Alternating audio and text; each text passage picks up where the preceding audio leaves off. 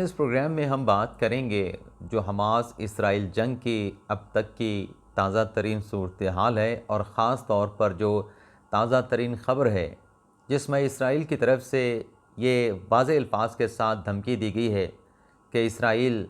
गज़ा enclave को सफ़ाए हस्ती से मिटाने जा रहा है। और ये धमकी देते हुए इसराइल ने जो अक़वाम मुत्तहिदा की जानिब से अपील की गई, ना सिर्फ उस अपील को जूती की नोक पर रखा गया, बल्कि इसराइल ने यहाँ तक डेडलाइन दे दी है, यहाँ तक अल्टीमेटम भी दे दिया है कि इस मकसद को हासिल करने के लिए मकसद क्या है, गज़ा पर इसराइल का कब्ज़ा यकीनी बनाना। इसराइल का कहना है कि इस मकसद को हासिल करने के लिए जो इसराइली अफवाज है उसको मिलिट्री अहदाफ के साथ साथ अगर सिविलियन अहदाफ को भी निशाना बनाना पड़ा तो इस कब्ज़े को यकीनी बनाने के लिए हम ये सब कुछ कर गुजरेंगे। अब ये जो धमकी इसराइल ने दी है, क्या वजह है, इसराइल ऐसा क्यों करना चाह रहा है? और फिर दूसरा सवाल ये है कि क्या इसराइल ये सब कुछ कर पाएगा? और हमास इसराइल जंग की इस वक्त ताज़ा तरीन सूरत हाल क्या है और ये लड़ाई क्यों शिद्दत अख्तियार कर गई है? और इस लड़ाई के दौरान इसराइल ने कौन सा नया महाज खोला है? ये सारी डिटेल इस वीडियो लॉग में आपके साथ हम शेयर करने जा रहे हैं। तो सबसे पहले तो हम बात करते हैं कि इसराइल ये सब कुछ क्यों, ये जो धमकी उनकी तरफ से दी गई गज़ा इनकलेव को सफ़ाए हस्ती से मिटाने की। आप नाज़रीन जानते हैं कि सालों से इसराइल ने जो गज़ा इनकलेव है, इनकलेव क्यों रखा गया है, उसके इर्द गिर्द पूरी एक बाड़ लगाई गई है और वहाँ पर जो इसराइली फ़ौजी हैं वो गश्त करते हैं, बाड़ लगी हुई है। तो ये सब कुछ जो कल हमास की तरफ से किया गया, इसका जो इसके बारे में रिपोर्ट किया जा रहा है कि अब तक का हमास का ये सबसे बड़ा ऑपरेशन था इसराइल की अफवाज के ख़िलाफ़। ना सिर्फ बड़ा ऑपरेशन था, कल इस ऑपरेशन के हवाले से जो नताइज रिपोर्ट किए गए उससे ये भी नज़र आ रहा है कि जो मकसद था उस मकसद से ज़्यादा हमास के अस्करियत पसंदों ने अपने मकासद को अचीव किया है। अब इसके बाद जो एक वजह रह जाती है वो ये है कि जो एक गरूर था इसराइल का, जो वहाँ पे उन्होंने जो बाड़ लगाई हुई थी गज़ा के अतराफ़ में, गज़ा इनकलेव के अतराफ़ में, एक तो वहाँ पे सिक्योरिटी कैमरे लगे हुए थे, पल पल की वहाँ पे मॉनिटरिंग की जाती थी और साथ में वहाँ पर जो इसराइली अफवाज थे वो भी गश्त करते थे। और इसके साथ साथ पूरा मशरिक़ वुस्ता तक, यहाँ पर तो था गज़ा में, लबनान तक, शाम तक इसराइल का पूरा एक नेटवर्क था इंटेलिजेंस का। और इंटेलिजेंस के हवाले से भी आप नाज़रीन को बताते चलें कि मोसाद की जो खुफिया एजेंसी है इसराइल की, वो इसराइल की एक्सटर्नल सिक्योरिटी को देखती है और जो इंटरनल सिक्योरिटी को खुफिया एजेंसी देखती है वो शबाक है। ये दोनों एजेंसियां नाकाम हुई हैं और जहाँ पे बाढ़ लगी है नाज़रीन, वहाँ पर ग्राउंड मोशन सेंसर भी लगे हुए हैं। यानी जो जिस तरीके से इसराइल ने गज़ा की पट्टी का मुहासरा कर रखा है सालों से, दहाइयों से, वहाँ पर किसी परिंदे का पर मारना भी मुमकिन नहीं था। तो हमास की तरफ से ना सिर्फ उस बाढ़ को तोड़ देना और किसी को कानो कान ख़बर ना होना, और यहाँ तक कि जो इसराइल का इंटेलिजेंस सिस्टम है जिसकी अभी मैं बात कर रहा था कि मोसाद है, शबाक है, और इन एजेंसियों को, इन खुफिया एजेंसियों को जो खुफिया इनके मुखबर होते हैं, उनकी खिदमात भी हासिल रही है और खिदमात हासिल थी। और यहाँ तक इनका एक वसी नेटवर्क है इसराइल की एजेंसी मोसाद का और शबाक का कि जो गज़ा के अंदर अस्करियत पसंद मौजूद हैं, मुजाहिदीन मौजूद हैं, लबनान और शाम में जो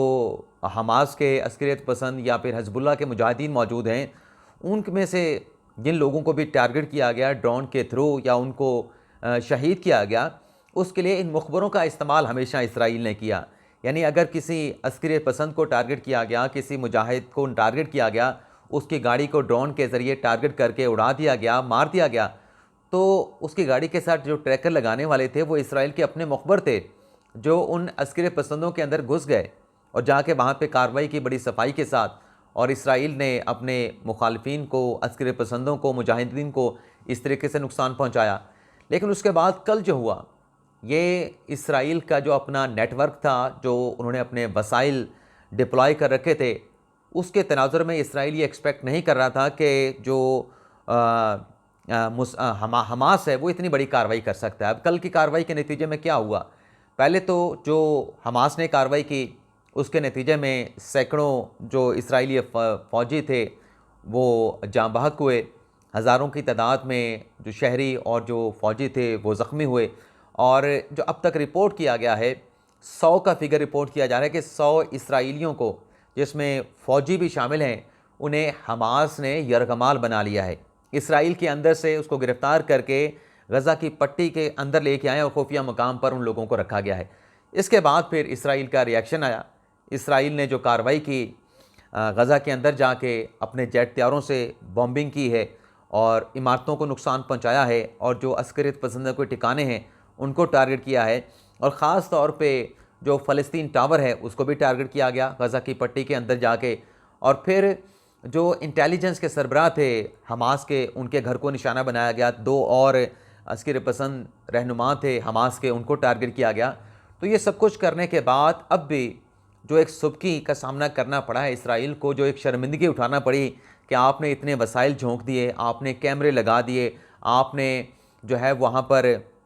ग्राउंड मोशन कैमरे लगा दिए, आपने बाड़ लगा दिए, फ़ौजियों का गश्त कर दिया, सब कुछ कर दिया। इसके बावजूद भी आपकी अफवाज जो है इस कार्रवाई को रोकने में नाकाम रही। अब इस कार्रवाई के ऊपर, हमास की कार्रवाई के ऊपर जब सवाल पूछा गया इसराइल की हुकूमत से और अफवाज से कि क्या आपको इसकी पेशगी इतला थी, तो इसको एडमिट इसलिए नहीं किया गया कि हमें कोई पेशगी इतला थी, हमें पता था सब कुछ होने जा रहा है। क्यों? अगर इस बात का एतराफ़ कर लेते कि पेशगी इतला थी तो फिर ये इसराइली अफवाज की, इसराइली हुकूमत की नाकामी तस्वर की जाती कि पेशगी इतला होने के बावजूद भी हमास अस्करियत पसंदों का जो हमला था, जो उनकी एक प्लानिंग थी, उसको नाकाम नहीं बना पाए। अब कहा जा रहा है कि ये जो कामयाबी हमास ने हासिल की, इस पर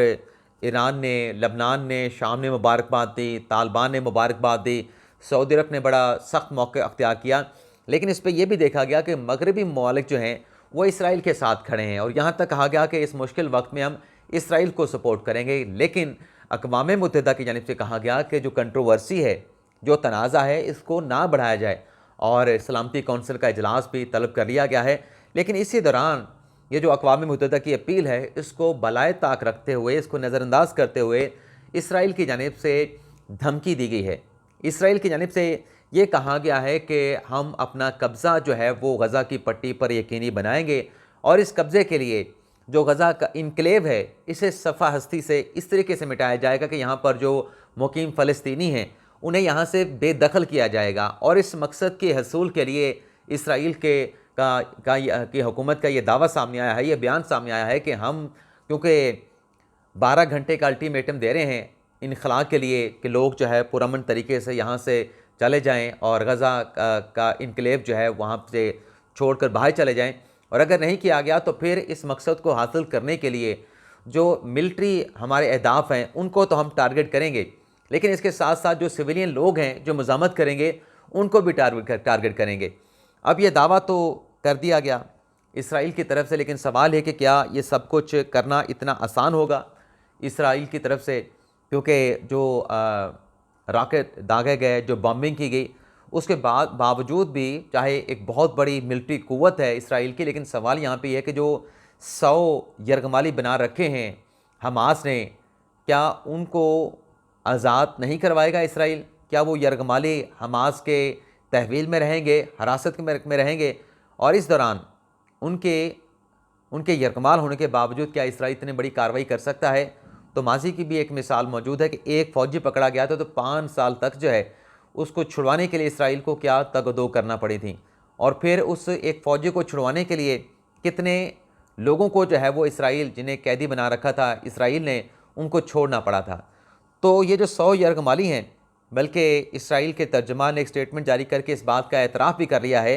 वैसे तो कल के जो फिगर आए थे उसमें तो ये था कि कोई 250 से ज़्यादा ग़ालिबन जो इसराइली फ़ौजी थे वो हलाक हुए थे और 1000 से ज़्यादा उनके शहरी और फ़ौजी ज़ख्मी हुए थे। इसी तरीके से कोई जो गैर मुसद्दक़ा फिगर सामने आ रहे हैं वो 400 से ज़्यादा बताया जा रहा है जो फ़लस्तीनी शहरी और अस्करियत पसंद उसमें शहीद हुए हैं। और 1000 से ज़्यादा शहरी ज़ख्मी बताए जा रहे हैं, 20 उसमें बच्चे भी शहीद हुए हैं। लेकिन इस सब के बावजूद जो असल चीज़ है कि ये जो 100 यरगमाली हैं, जिसमें इसराइल के शहरी भी हैं, इसराइल के फ़ौजी भी हैं और एक गालिबन लेफ्टिनेंट मेजर जनरल भी है। तो ये यरगमालियों का जो एक इशू है, ये एक ऐसा इशू है जो इसराइल को जो है वो मुज़ाकरात की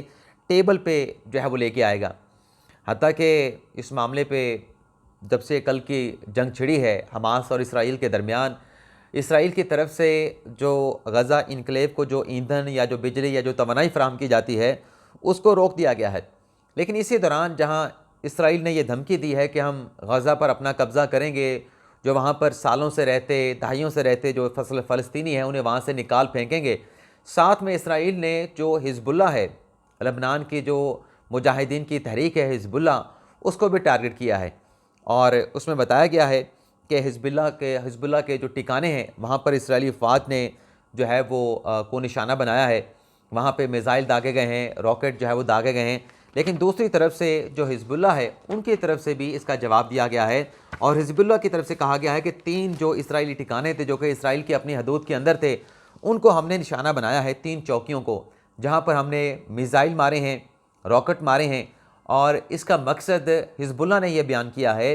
कि हम अपने जो फ़लस्तीन के जो हमास के अस्कर पसंद है मुजाहिदीन हैं उनके साथ इजहार यकजहती के लिए हमने इसराइल के इन 3 चौकियों को निशाना बनाया है।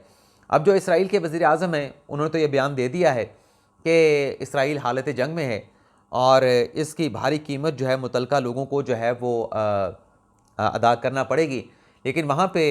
ये भी खबरें सामने आ रही हैं कि इस बड़ी नाकामी के बाद जो इस एजॉल्ट को, इस हमले को ना रोक सके इसराइल की अफवाज, इस इसराइल का इंटेलिजेंस सिक्योरिटी सिस्टम, इसके ऊपर बाकायदा इंक्वायरी का आगाज़ कर दिया गया है। और इंक्वायरी में ज़िम्मेदारान का जहाँ तयन किया जाएगा, वहाँ ये भी रिपोर्ट किया जा रहा है कि इस वक्त जो तरजीह है वो इसराइल की जो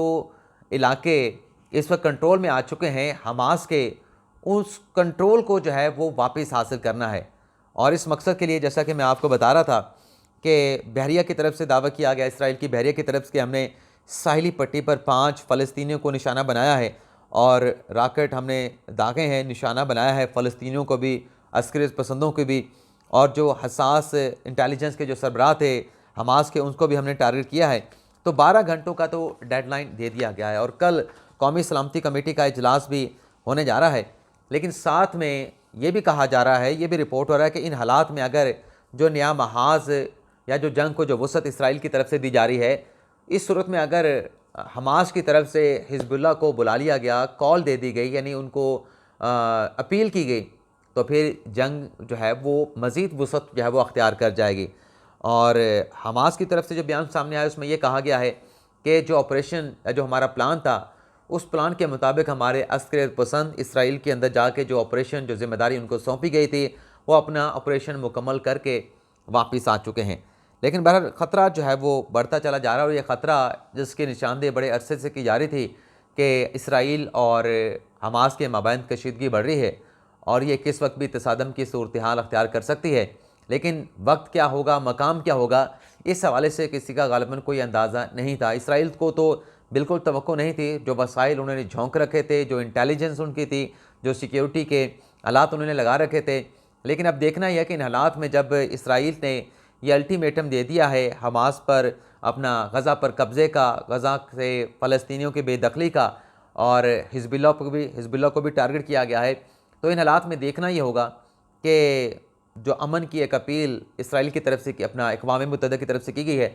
उस पर क्या पेशरफ्त होती है और ख़ास तौर पे जो कौमी सलामती कमेटी का इजलास बुलाया गया है, कल के इस इजलास में क्या उसमें करारदाद पास होती है। तो ये तमाम चीज़ें डिपेंड करती हैं इस जंग के इख्तिताम के हवाले से या इन मामलात को कंट्रोल करने के हवाले से। तो ये अब तक की हमारी ताज़ा तरीन सूरत हाल से फर्दर जो भी डेवलपमेंट होगी अगले वीडियो लॉग में आपके साथ हम शेयर करेंगे। इजाज़त चाहते हैं।